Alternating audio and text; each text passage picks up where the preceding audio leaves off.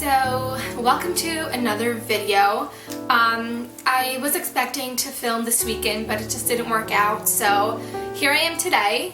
As you may notice, the background is different, so I don't even know how the lighting is going to be, but I'm not filming in my usual area. I'm in a guest bedroom, so I really don't know how it's going to turn out. I'm just sitting on the floor. This is the bed, so hopefully it won't turn out too bad. I don't know where to start because I didn't plan this video. It's a very hard topic for me, so I don't even know where to begin. I just wanted to do this video to hopefully help others out there that are going through tough times. Also, I want to make this video also to create awareness, because at my age, and I guess our age, everyone that watches this video is on the younger side, you never expect something terrible and serious to happen in your health, especially something like cancer. You just don't think about it. You're thinking about school, you're thinking about what job you want, what apartment or house you want to buy, what car you want to drive. You're thinking about all these dreams and goals you have in life. It seems like you have your everything at your... It seems like you can dream with infinity and nothing can stop you. But then when you're hit with something serious, it just really makes you realize that life is really short and there's like really no age to get sick. No matter what your lifestyle is. I just wished I had someone out there filming videos like this when I found out I was sick.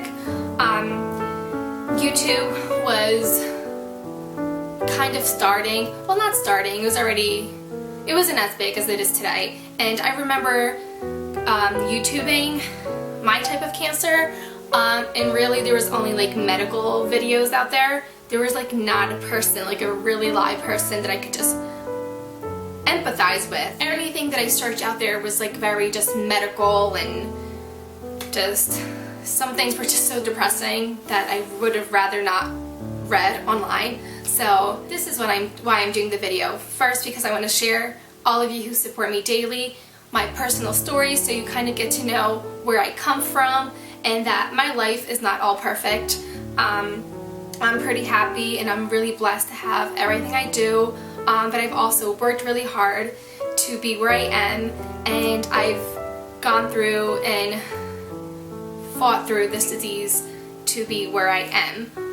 So I just hope to inspire you and share a little bit of my life with you.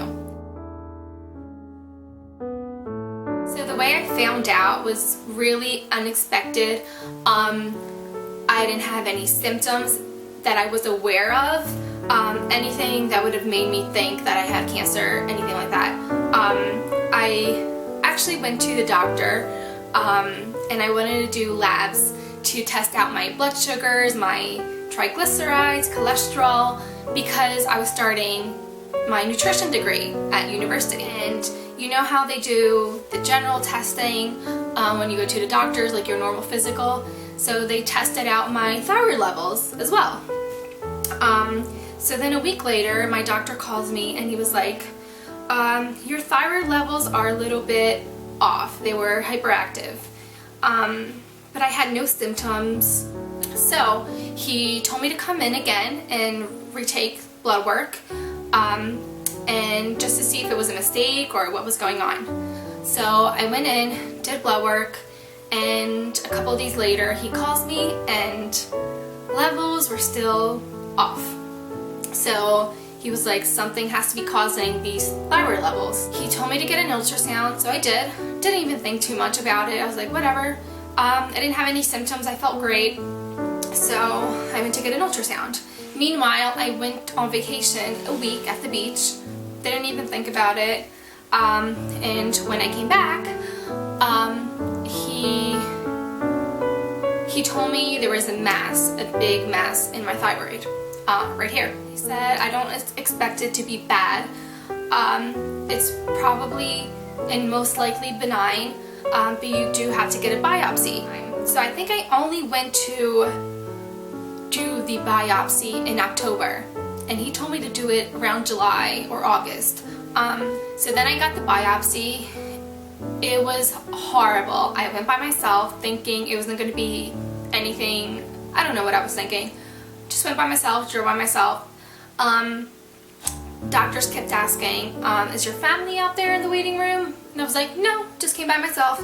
And they were like, okay. So they were really nice, and they called 2 nurses, and it took so long. I think I was in there an hour. If it wasn't an hour, it certainly felt like 3 hours.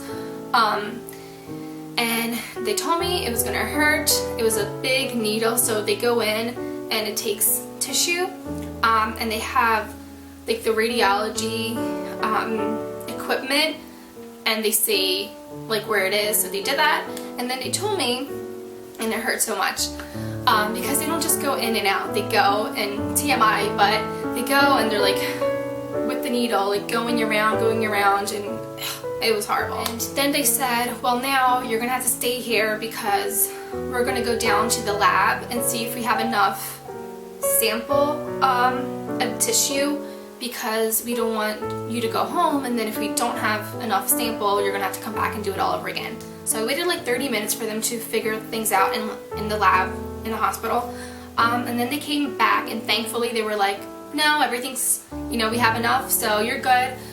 Your doctor will call you as soon as we have the results. I drove home, and my gosh, they told me to put ice on my neck, and it was so sore for like a week, I think. Many people have thyroid nodules that are benign. My grandmom has them, my dad has them, so many people do. So I was like, whatever, I'm young, they're older and they're benign, why should mine be bad? So didn't think too much about it. Then in January, I don't know how it took so long. Maybe I have the dates screwed up, but I felt like it was that long because this is when I started school at my new university. And I went to school, and I saw a call. I was walking in one of my classes. I had my cell phone, and I saw a call from my endocrinologist. And I was like, should I pick up? Should I not pick up? But then I didn't want to pick up because I didn't want to ruin my day at school. But then if I didn't pick up, it was going to go through voicemail, and I was just going to be thinking about what the voicemail said. So I was like, I'm just going to pick up. He told me, well, unfortunately, you have cancer. And he was like, where are you? And I said, well, I'm an hour away from home. I'm at school. And he told me, so did you just start your semester? And I said, yes, I just started this week.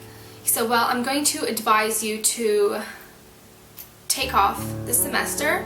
And because we can't afford to wait until your spring break or your vacation in the summer. And I was like, no, this is not possible. Number one, I can't believe I have cancer. Number two, I just started at this new school, finally in my degree.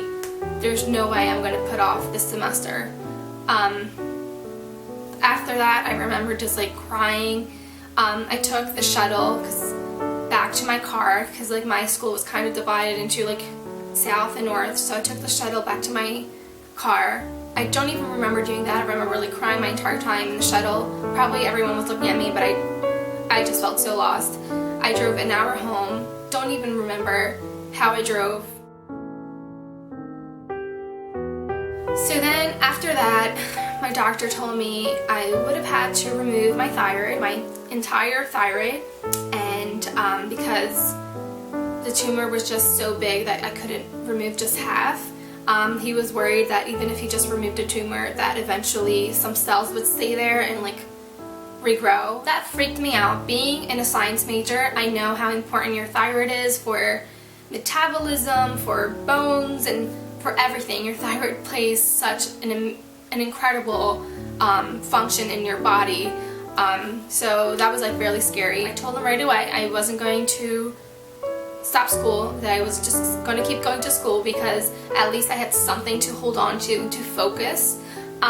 So we planned out that I would have surgery on like a 1 week break that I had in school.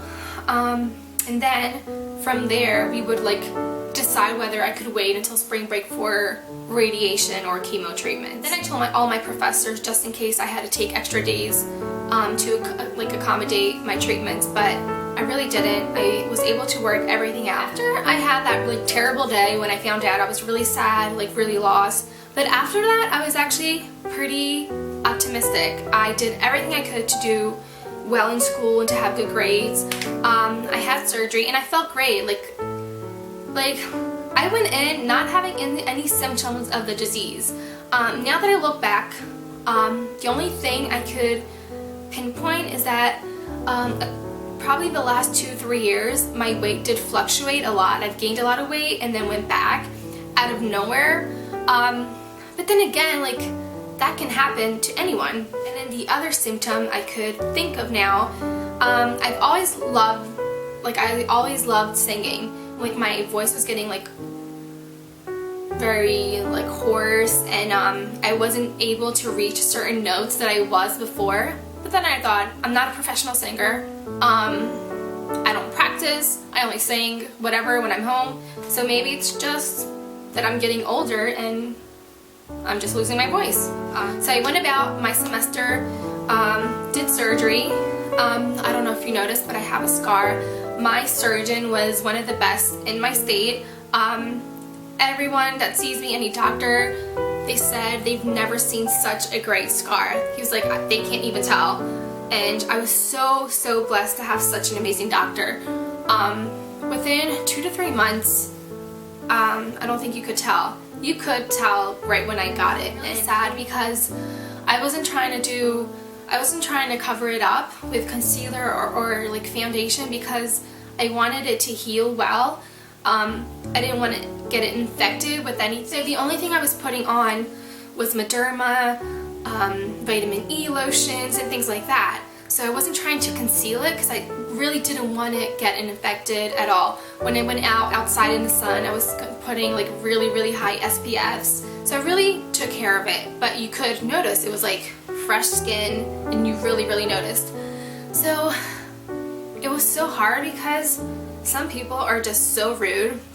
And this one time, I don't even remember where I was. Someone came up to me and they were like, "Oh my gosh, what happened to you? Like, did someone slice your neck?" And I said, "No, I had surgery." And they were like, "Well, it looks terrible. It looks awful." And I was like, I didn't even know what to say. At that point, I was right out of surgery. I had cancer. I still needed radiation treatments. And I just thought, why would someone feel the need to come up to you and tell you that your neck and your scar looks terrible and like look at you in a disgusting, and like they were like disgusted at my scar. And I'm like, really? Like, I would never do that. So I don't know how I didn't burst out in tears, but I didn't, and I stayed strong, and I was like, well, there's nothing I can do. After that, I had to go on a low iodine diet, which pretty much everything has iodine, so I was only able to eat like pretty much fruit.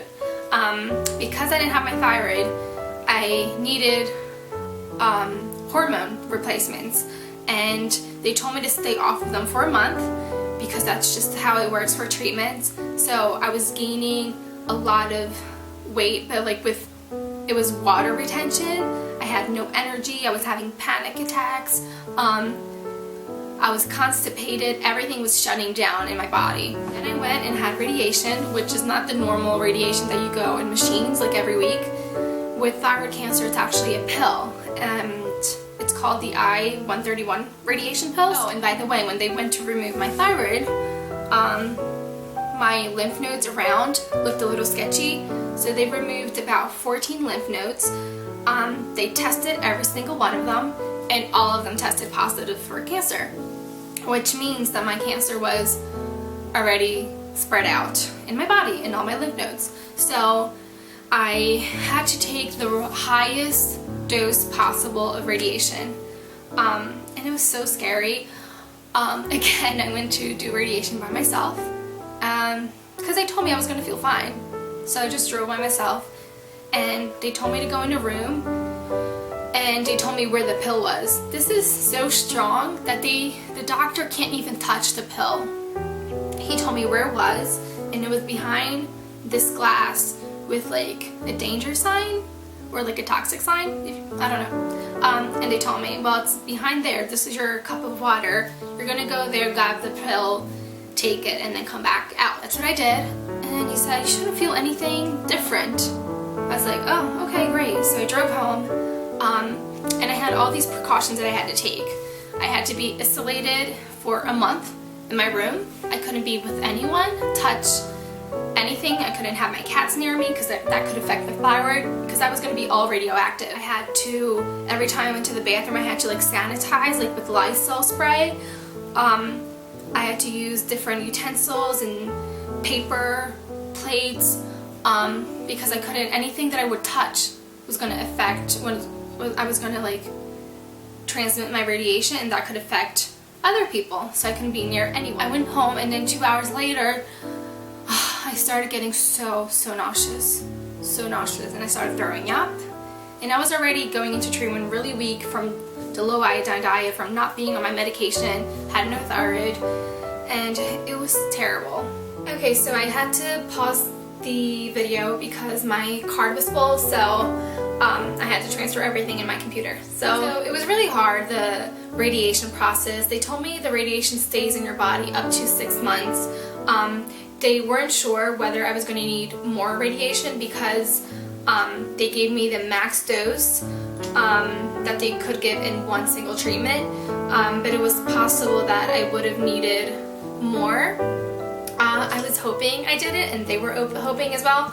So I had to do all these tests to see if radiation works. So then the big struggle was really with my medication dose, because after that you'd really depend on medication to give you all the hormones that your thyroid usually produces. I was doing blood work almost like every week, every 2 weeks, and my dose was still not working. I still felt so tired, so depressed. That's one of the symptoms of hypothyroidism, and I didn't have my thyroid. I was just depending on this medication, and the dose wasn't adjusted to my body. My levels were really down, so I just felt really depressed. Doctors wanted to put me on an antidepressant, and it didn't make sense. Why should I be on something to mask what should be resolved first? Really, what I really needed was them to figure out my joke. My doctor was like, well, this is the max dose that you can handle for your body and your levels. And I was like, so what am I supposed to do? I feel crappy. At one point I really got angry because I was like, I felt better before you guys told me I had cancer. I was going to the doctor just for like fun to see my glucose levels and cholesterol levels, and I felt fine.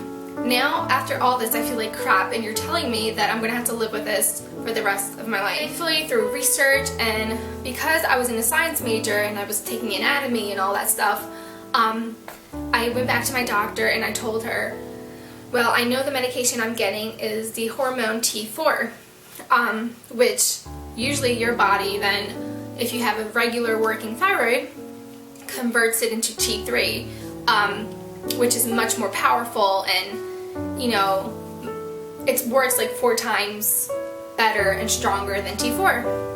So I told her, what if my T4 isn't converting to T3 because I don't have my thyroid anymore? She agreed to test my T3, and I was right, my T3 was low. So she said, well, now we're going to have to start you on a medication that gives you T3.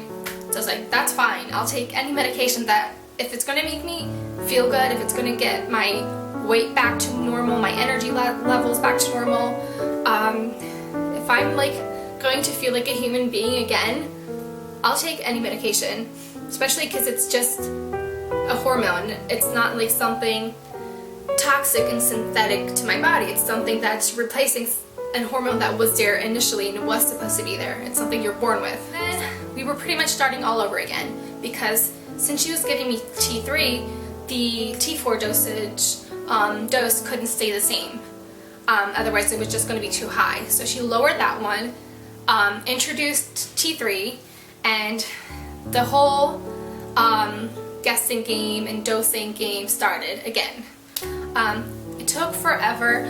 I think only 2 years later did we find a perfect ratio of medication. So pretty much I'm just trying to summarize a very big process that started in late 2008. It still hasn't been the 5-year mark, so I'm still going to my doctor very frequently. I went about 3 months ago and everything was fine, but I still need to go often. The thing with living with cancer in the past is that even though your doctors say, okay, you're cured, we have to wait the 5 years, but it seems like you're fine, and even after the 5 years, which I'm approaching, you're technically cured, and you just have just as much chance of getting cancer as anyone else now in the world. But the thing, after having it, there's like not a day that goes by in my life that I don't think about my thyroid cancer.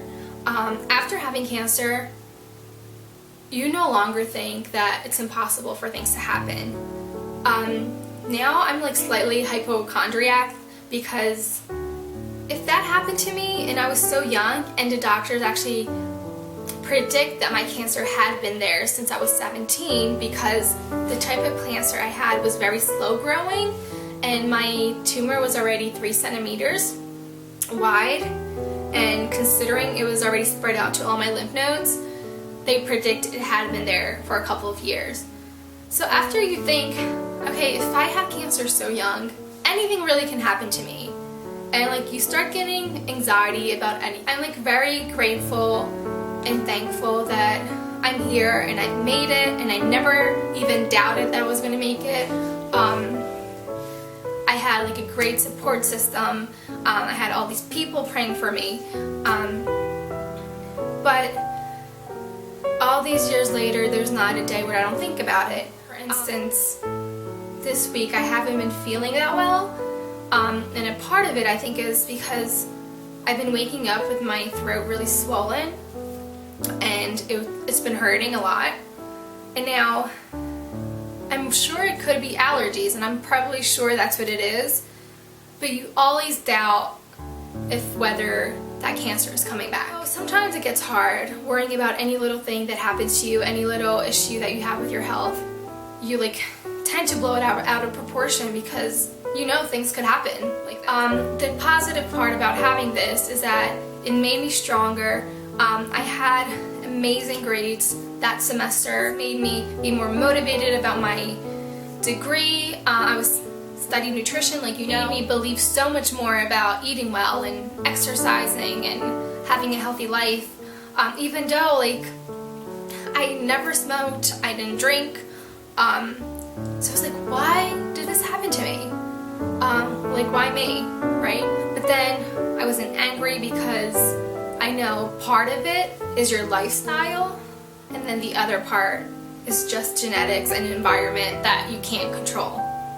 So the portion that you can control is what you eat, how you live, and what you do and take into your body, and how you treat your body.